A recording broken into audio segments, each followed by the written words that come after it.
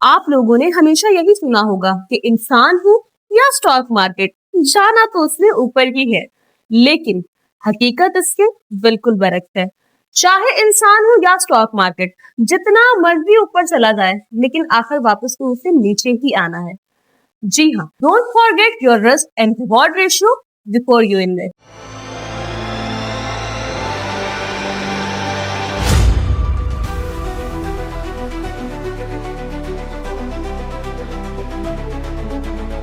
अस्सलाम वालेकुम, मैं हूं नादिया अनवर और आप देख रहे हैं पाकिस्तान शेयर मार्केट अपडेट्स। नाजरीन, बात करेंगे मार्केट की और जो है आज हमने देखा वीक का फर्स्ट डे था, मंडे था। जी हाँ, और जो एक तेज़ी का तसलसल है वो बिल्कुल जारी और सारी रहा। लग रहा था कि मे भी थोड़ी सी जो है मार्केट में आज हम करेक्शन देखें, बट उसके बावजूद हमने मार्केट में करेक्शन तो नहीं देखी, बट जो है इंडेक्स का एक नया हाई देखा। जी हाँ, 180 नहीं, 181 नहीं, 182 नहीं, बल्कि 1,83,000 से भी ऊपर का जो है हाई इंडेक्स ने क्रिएट किया है। और जहां तक बात करें मार्केट की सेक्टर वाइज, तो ऑब्वियसली बैंक्स ने बड़ा अच्छा परफॉर्म किया और साथ ही साथ जो है जो ऑयल एंड गैस सेक्टर है, जो कंटिन्यूसली वो जो एक मोमेंटम बना हुआ है वो चल रहा है। और जो है आगे भी इस मोमेंटम को हम कंटिन्यू होते हुए देख रहे हैं।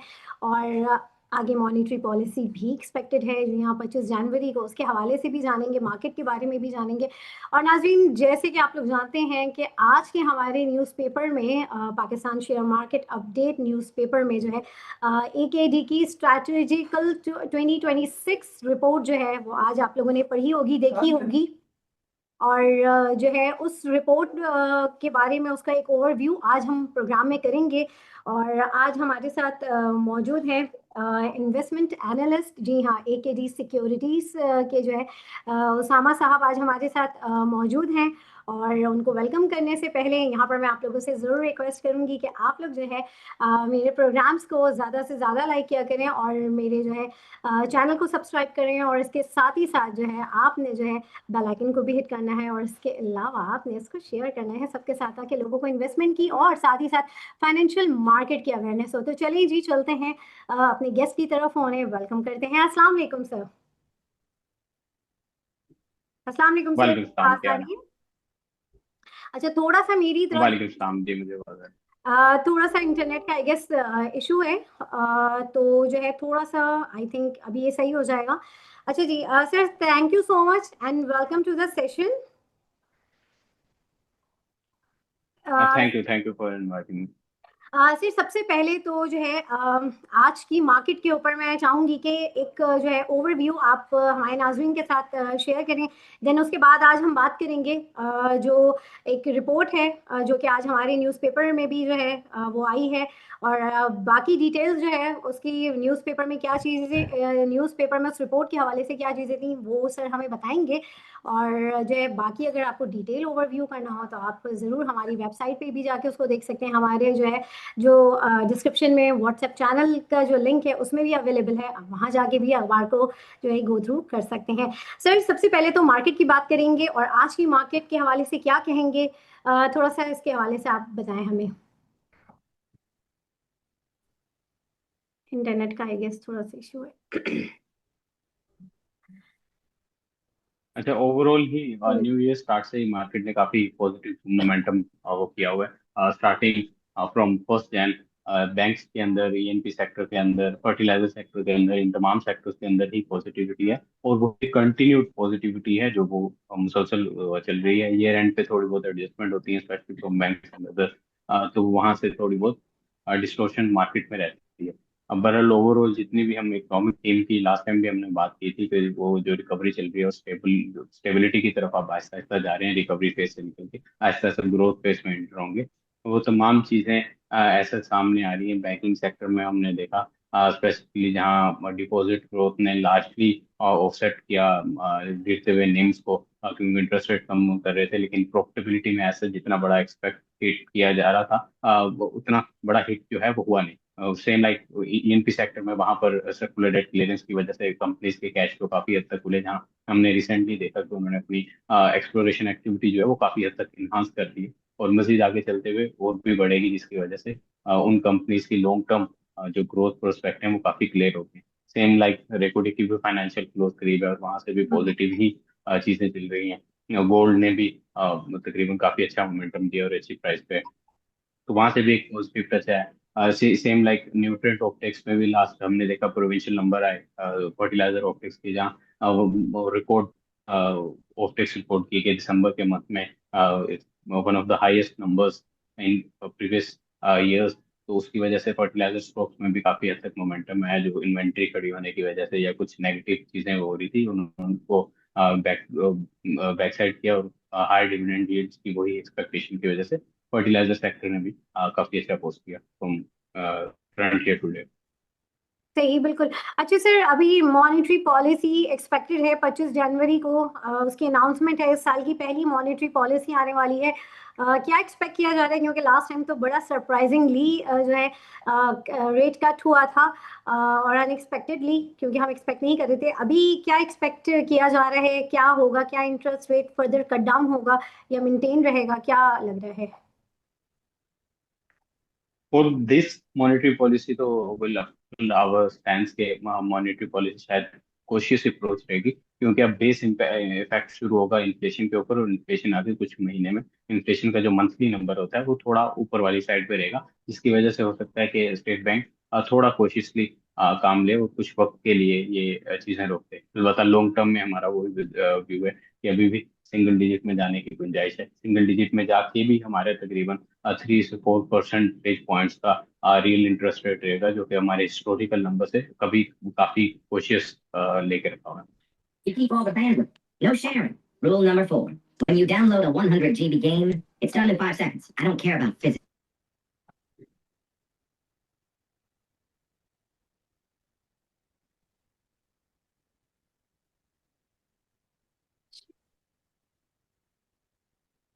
सॉरी।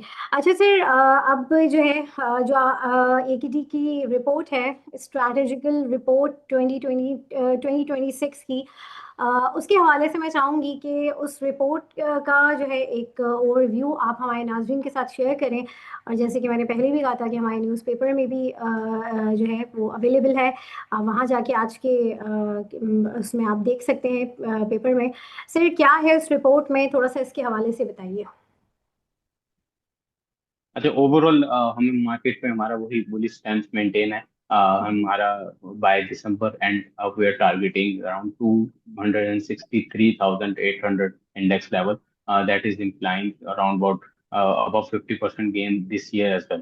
तो उसके पीछे मेन रीजंस जो है वो हमारे यही है। एक तो जियो पोलिटिकल इम्पोर्टेंस की में हम आ रहे हैं, स्पेशली यूएस के साथ हमारे जो इंडिया पाकिस्तान कॉन्फ्लिक्ट के बाद जो रिलेशंस में बेहतरी आई है, वहां से इन्वेस्टमेंट्स की भी बात की गई, specially in mining and ENP exploration sector. साथ दूसरी तरफ गल्फ में भी हमारा जो इम्पोर्टेंस है वो बढ़ गई है after specially signing the defence pact with Saudi Arabia, और दूसरे ममालिक भी उसी चीज को के देखते हैं, और मजीद इस तरफ भी कुछ डेवलपमेंट हो सकती है। और तीसरी चीज चाइना से हमारे अलबत्ता इसके कि यूएस के साथ हमारे रिलेशन इतने मजबूत हुए, चाइना के साथ भी उसी स्ट्रेंथ के साथ हमारे रिलेशन चल रहे हैं। और अभी भी कल ही लास्ट विजिट में ही हमारे जो डिप्टी प्राइम मिनिस्टर हैं वो चाइना गए हुए थे, जहाँ से काफी अच्छी डेवलपमेंट्स के ऊपर बात हुई। स्पेशली हमारा चाइना का सीपैक फेज 2 जो है वो अंडर डेवलपमेंट है, और उसके ऊपर कुछ अगर चीज होती है तो ओवरऑल हमारी इकोनॉमी के लिए अच्छी चीज होगी, क्योंकि फेज 1 की निस्बत जहाँ ज्यादातर तकरीबन एनर्जी इंफ्रास्ट्रक्चर के ऊपर फोकस था, इस दफा हमारा रोड्स एंड रेलवे नेटवर्क्स और दूसरे इंफ्रास्ट्रक्चर के ऊपर फोकस होगा, जिसके जो ओवरऑल हमारी ग्रोथ इकोनॉमी जिसकी तरफ हम जाना जा रहे हैं उसको एक पॉजिटिव मोमेंटम देगी। तो वहां से एक अच्छी चीज हुई। दूसरी चीज, हम पॉलिसी रेट को अभी भी एक्सपेक्ट कर रहे हैं कि वो सिंगल डिजिट में चला जाएगा by end of this fiscal year, क्योंकि हम एक्सपेक्ट कर रहे हैं कि बाय दिस ईयर तो इन्फ्लेशन थोड़ी सी अपर रेंज में रहेगी स्टेट बैंक के टारगेट में। अगले साल इस बेस इम्पैक्ट की वजह से वो तकरीबन 4% के आसपास गिर जाएगी, और गोइंग फॉरवर्ड एज वेल वो स्टेट बैंक के टारगेट रेंज के अंदर ही रहेगी। क्योंकि मोटी जो चीजें थी हमारी, specially in the food sector, वो काफी चीजें कंटेन्ड हो गई हैं, और ओवरऑल कमोडिटी प्राइसेस भी इंटरनेशनल काफी डाउन हो रही है, जिसकी वजह से हमारी लोअर इन्फ्लेशन को वहां से भी एक्सपोर्ट मिलेगी। वो एक और चीज जो हम एक्सपेक्ट कर रहे हैं वो रिफॉर्म्स का एजेंडा जो है under specifically after IMF EFF programme जो कि कंटिन्यूड है, वो हम अभी भी एक्सपेक्ट करते हैं कि वो कंटिन्यूड रहेगा। जिसके अंदर ना स्ट्रक्चरल रिफॉर्म्स, जिसके अंदर circular debt, energy sector reforms, gas sector reforms, इन पे बात होगी, बल्कि हम स्मगलिंग वगैरह को भी कर्व कर रहे हैं, बॉर्डर कंट्रोल पे भी जा रहे हैं। इसके अलावा हम करप्शन और डायग्नोसिस रिपोर्ट के बाद उस साइड पे भी एम्फोसाइज करना शुरू होती हैं, जहाँ FTR वगैरह की चीज़ों पे भी आगे किया जाएगा, और वो उदाहरण जो कि पहले ब्लीडिंग हुआ करते थे या ऐसा इतने एफिशिएंट नहीं थे, उनकी भी एफिशिएंसी को इंक्रीज किया जाएगा। साथ ही डिजिटलाइजेशन में इंक्रीजिंग फोकस है, और ना सिर्फ हमारे टैक्स टारगेट है उनको अचीव करने में मदद देगा, हमारी इनफॉर्मल इकोनॉमी का काफी बड़ा पोर्शन फॉर्मल इकोनॉमी की तरफ आएगा। और दूसरी चीज ये देगा, जितना भी हमारा इकोनॉमिक पोटेंशियल है उसको एनहांस कर देगा, जिसकी वजह से हम अगर सेक्टर वाइज बात की जाए तो बैंकिंग सेक्टर को भी थोड़ा सा इसकी वजह से बूस्ट मिलेगा। तीसरी चीज मैंने पहले बताया कि लोअर कमोडिटी प्राइसेस जो है, majority of the commodity prices specially petroleum prices, जो हमारे इंपोर्ट बिल का तकरीबन 24-25% का हिस्सा होते हैं, उसको एक कुशन मिलेगा, क्योंकि हमने नेशनल टैरिफ पॉलिसी जब लॉन्च की, जिसकी वजह से हमने अपनी इंपोर्ट्स को और इंपोर्ट एक्सपोर्ट को थोड़ा लिबरलाइज किया, उसकी वजह से हमारी इंपोर्ट्स थोड़ी बढ़ी। तो यही लोअर कमोडिटी प्राइसेस हैं या हायर रेमिटेंसेस हैं, ये कुशन प्रोवाइड करेंगी, ताकि हमारा करंट अकाउंट जो है वो भी आउट ना हो। और हमारा करंट अकाउंट का भी यही एक्सपेक्टेशन है कि तकरीबन इस साल हम सरप्लस में ही देखेंगे, लार्जली फ्लैट होगा, 199 मिलियन का हम सरप्लस एक्सपेक्ट करें। इसी रीजन की वजह से जो कि मार्केट के कंसेंसस से थोड़ा सा डिफरेंट है, उसकी रैशनल रीजन यही है। थर्ड चीज हम जो ये करें कि हम फॉरेन फ्लोज में दोबारा से वो देखेंगे, स्पेशली ये इन रिफॉर्म्स के अंडर, आफ्टर क्रेडिबिलिटी इंक्रीज, जहाँ हमारी तीनों मेजर सॉवरेन रेटिंग एजेंसीज जो है उन्होंने हमारी रेटिंग इम्प्रूव की, फिच, मूडीज एंड S&P। उसकी वजह से फर्स्ट ऑफ ऑल तो हम फॉरेन डेट मार्केट में एंट्री करेंगे, यूरो बॉन्ड मार्केट में हम तकरीबन 2021 के बाद इस साल हम मोस्ट प्रोबेबली एंटर करेंगे, जो कि इंडिया दिया है हमारे अथॉरिटीज ने। और इसकी वजह से डेट मार्केट आसानी से अचीव होने वाली वो आ जाएगी। ना सिर्फ यूरो बॉन्ड को हम करेंगे, हम पांडा बॉन्ड की तरफ जा रहे हैं, जो कि चाइनीज करेंसी डिनोमिनेटेड बॉन्ड होगा, उसकी वजह से भी हमारी डेट को रेज करने में एक आसानी होगी। तो दूसरी चीज ये आएगी कि हम FDIs को भी एक्सपेक्ट करें, specially after the success of Reko Diq and सिनेग्रो coal mining company, we are expecting कि यहाँ पर और मजीद प्रोजेक्ट आएंगे, स्पेशली को माइनिंग एंड मिनरल्स के ऊपर काफी बड़ा फोकस रहा है, और काफी कंपनीज ने एम्फोसाइज किया है, इसमें एंट्री कर लिया आफ्टर रेकोडिक। और इसके अलावा ENP सेक्टर के अंदर भी रुझान बढ़ रहा है, जहाँ टर्किश पेट्रोलियम ओवरसीज कंपनी ने तो 2 ब्लॉक्स में इन्वेस्टमेंट भी की है, इन 2 सेक्टर में आएगा। थर कोल माइन एक बड़ा प्रोजेक्ट है, उसके अंदर FDI के आने की हम एक्सपेक्ट कर रहे हैं, जहाँ सिर्फ आउट ऑफ 12 ब्लॉक्स अभी सिर्फ 4 ब्लॉक जो हैं वही ऑथराइज हुए हैं, बाकी बाकी ब्लॉक्स जो हैं वो अभी अवेलेबल हैं for investment opportunity. Corporate farming के ऊपर काफी बड़ी अपॉर्चुनिटी है इन सबको होगा। और साथ ऑन द थर्ड थिंग, हम इक्विटी फ्लोज में भी एक्सपेक्ट करें कि दोबारा से पाकिस्तान एंटर होगा, और लास्ट ईयर जो हमने तकरीबन $270 मिलियन की और फॉरनर्स का आउटफ्लो देखा, हम एक्सपेक्ट करते हैं वो लार्जली इस साल एंड हो जाएगा। और क्योंकि एक रेटिंग्स बढ़ रही हैं, पाकिस्तान का मार्केट का साइज बढ़ रहा है कंटिन्यूसली, 3 साल से हम रिटर्न अच्छे पोस्ट कर रहे हैं। MSCI के तमाम इंडेक्सेस को हमने over the last few years हमने आउट परफॉर्म किया है, और इकोनॉमिक स्टेबिलिटी है, उनकी वजह से हम एक्सपेक्ट करते हैं कि फॉरनर का इक्विटी फ्लो में भी वो होगा। तो ये तमाम हम रैशनल है, जिसकी वजह से हम काफी बुलिश है मार्केट के ऊपर, और वहीं से हम एक्सपेक्ट करते हैं कि market by the year and 263,800 को टच करेगी, और ये एक हिस्टोरिक माइलस्टोन इस सेंस में भी होगा कि हम $100 बिलियन के मार्केट कैप को टैप कर लेंगे इसके साथ। सही, ग्रेट, बिल्कुल। और सर आखिर में मैं ये चाहूंगी कि कौन से सेक्टर्स हैं जिनको आपने इस वक्त बात तो की, और उन सेक्टर्स में कौन से स्क्रिप्ट्स हैं जिनको आप सजेस्ट करेंगे कि इस वक्त जो है इन्वेस्टमेंट को जो है कीप एन आई जो है उन स्टॉक्स में रखना चाहिए, तो वो भी जो है जो आपकी रिपोर्ट में मेंशन है, तो मैं चाहूंगी वो भी आप बताएं। अच्छा, ओवरऑल हम तमाम ही सेक्टर्स पे बुलिश हैं, except for 2 sectors, that is power sector and chemical sector. Power sector हम एक्सपेक्ट कर रहे हैं कि after the renegotiation of the power purchase agreements, और जितनी भी IPP के कॉन्ट्रैक्ट रिनेगोशिएट हुए हैं, हमें लगता है कि उसके बाद इनकी वैल्यूएशंस काफी स्ट्रेच आउट कर चुकी हैं already. Second on the chemical thing where expecting के उनके कोर मार्जिन जो है वो भी काफी डिप्रेस रहेंगे, और गैस के प्राइसेस वगैरह बढ़ने की वजह से भी उनकी प्रॉफिटेबिलिटी ग्रोथ थोड़ी सी कम रहेगी। बाकी सेक्टर्स में हम बुलिश हैं। अगर बैंकिंग सेक्टर की बात की जाए, मैंने पहले भी बताया कि हमारी जो कंटिन्यूसली डिपॉजिट ग्रोथ है उसने आउट परफॉर्म किया है, और जितनी भी मार्केट कंसेंसस है ना सिर्फ उसने श्रिंकिंग नेम्स को सपोर्ट करके प्रॉफिटेबिलिटी डिक्लाइन नहीं होने दी, इसके अलावा बाकी तमाम की बैंकिंग की अर्निंग भी सपोर्ट की है। साथ हमने डिजिटलाइजेशन की बात की, उसकी वजह से फी इनकम में भी काफी बड़ा एक बूस्ट बैंक को आया, और वो आगे चलते हुए भी जो नॉन इंटरेस्ट इनकम है वो उनकी अपसाइड पे ही रही।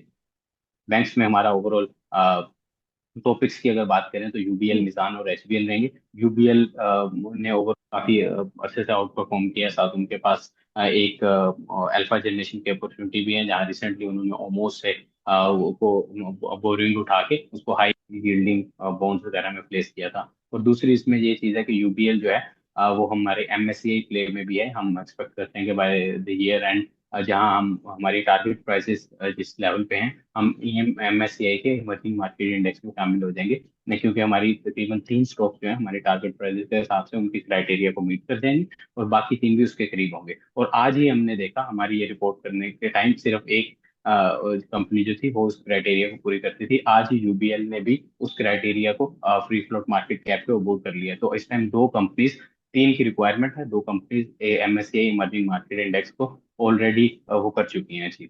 तो उसकी वजह से एक यूबीएल बड़ा प्ले होगा।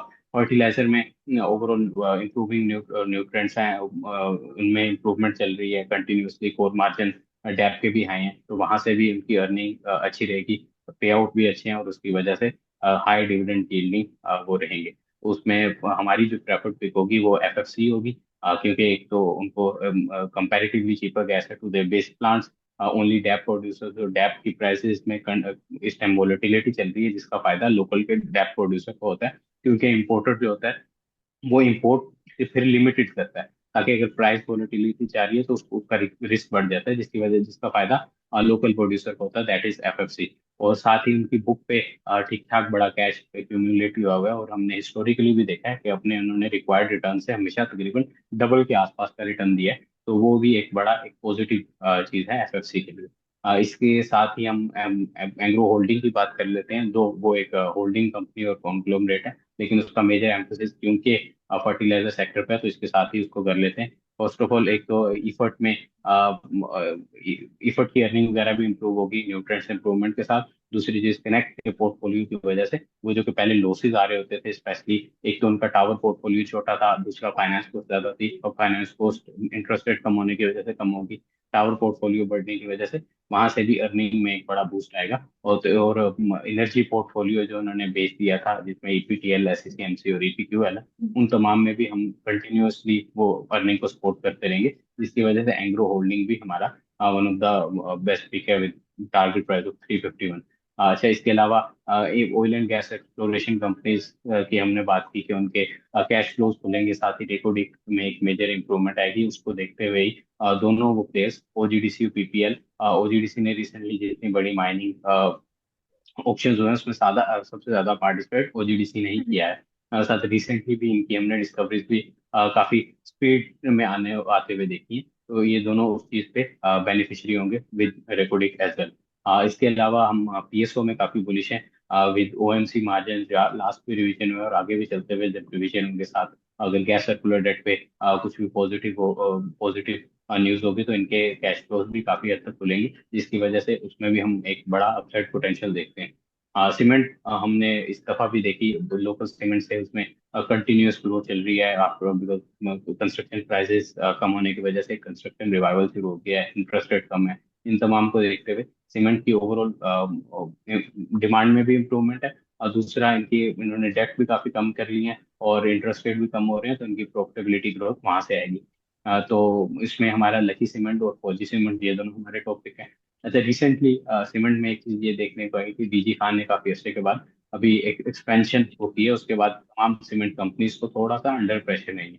अच्छा, अभी हम ये एक्सपेक्ट कर रहे हैं कि डीजी खान ने ओवरऑल एक तो उनका अपना मार्केट शेयर बढ़ाने के लिए और साथ एफिशिएंसी बढ़ाने के लिए ये प्लांट डीजी खान में वो करने का इरादा किया है, क्योंकि इनका जो प्लांट है it's one of the oldest and least efficient plant in the industry right now. तो वहां से उनको बूस्ट मिलेगा। और प्राइस डिसिप्लिन ऐसे हम एक्सपेक्ट करते हैं कि मेंटेन ही रहेगा, क्योंकि अगर ये प्लांट आता है या इसके बाद एक दो और अनाउंसमेंट आती है तो उनको कमीशनिंग होने में भी 2 साल लग जाएंगे। तो प्राइस डिसिप्लिन हम एक्सपेक्ट करते हैं कि मेंटेन रहे। इसके अलावा टेक सेक्टर में सिस्टम वो ऑलवेज में फेवरेट। जितनी भी लास्ट टाइम भी उन्होंने देखी है, मीना रीजन के अंदर ग्रोथ आ रही है, वहाँ पर इतने बड़े प्रोजेक्ट हैं। इसके अलावा नॉर्थ अफ्रीकन रीजन के अंदर वो आ रही है। कंपनी कंटिन्यूअसली एक्सपैंड कर रही है, मर्जर एंड एक्विजिशन से भी जो वर्टिकल उनके पास नहीं है उनको भी एक्वायर कर रही है। तो इस तमाम को इकट्ठा करके चल रही है। साथ जो हमने ग्रोथ मार्जिन में इनकी पिछले एक डेढ़ साल में कमी देखी थी वो भी काफी हद तक रिकवर कर चुके हैं, तो वहां से भी एक बड़ी इंप्रूवमेंट आएगी।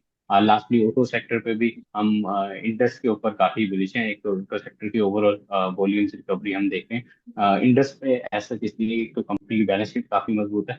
1200 रुपए के आसपास का तो 2000 की कंपनी में काफी बड़ा हुआ है। तो वहां से किसी भी किस्म की सेक्टर में कुछ भी चेंजिंग होती है तो वो उसके पास एक बफर होगा कि वो किसी तरफ भी टिल्ट कर सकता है। दूसरा, सबसे ज्यादा ग्रोथ भी इस तरफ आ रही है। आगे चलते हुए न्यू एनर्जी पॉलिसी भी हम एक्सपेक्ट करते हैं जब लॉन्च करेंगे, तो कंपनी की लाइनअप ग्लोबली इतनी रिनाउंड है, specially in hybrid and plug in hybrid regime, कि वो किसी भी उस सेक्टर में नया प्रोडक्ट ला के मार्केट में ठीक ठाक मार्केट शेयर गेन कर सकते हैं। तो ये स्ट्रेटेजी का ओवरऑल हमारा व्यू था, our preferred sectors and preferred picks out of this whole sectors. सही। बहुत शुक्रिया सर सामा आपका। और जो है जैसे कि मैंने स्टार्ट में भी यही कहा था आप लोगों से कि मज़ीद जो है, वैसे तो सर ने बहुत ही डिटेल में एलोब्रेट कर ही दिया है रिपोर्ट के हवाले से।